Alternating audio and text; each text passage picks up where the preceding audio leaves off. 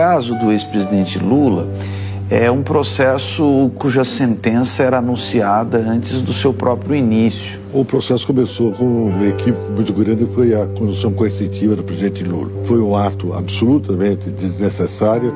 Por uma condução processual inequivocamente parcial.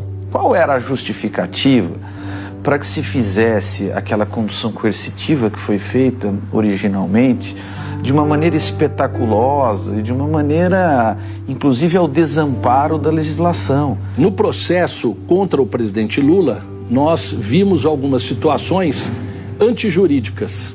Além de um processo injusto e de um processo sem provas, onde foi atribuído um bem imóvel ao ex-presidente Lula que nunca teve a posse, nem muito menos a propriedade, onde ele foi condenado por um ato indeterminado, o que por si só configura motivo suficiente de nulidade e de qualquer invalidade da sentença. Lula foi condenado absolutamente sem provas.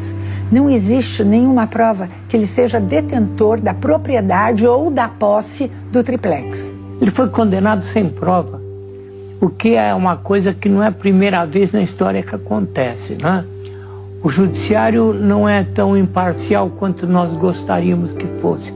Infelizmente, ele tem o seu lado político também. Ele foi condenado sem prova com base em presunções. Isso é medieval, isso não pode justificar uma sentença condenatória. O juiz, no momento em que ele resolve ser parte da acusação e dando declarações públicas como se acusador fosse, ele perde a sua imparcialidade.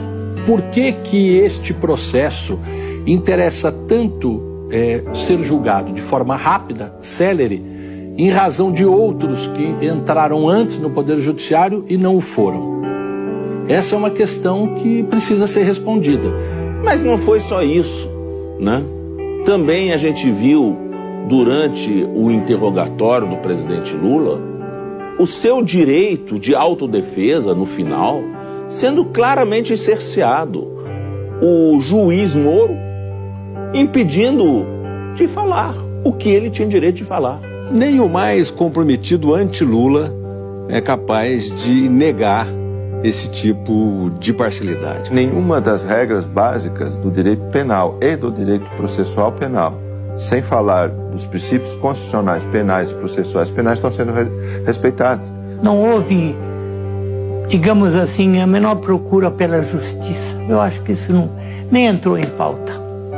O que entrou em pauta foi a condenação do Lula, que era o desejo dele. Agredindo a democracia brasileira.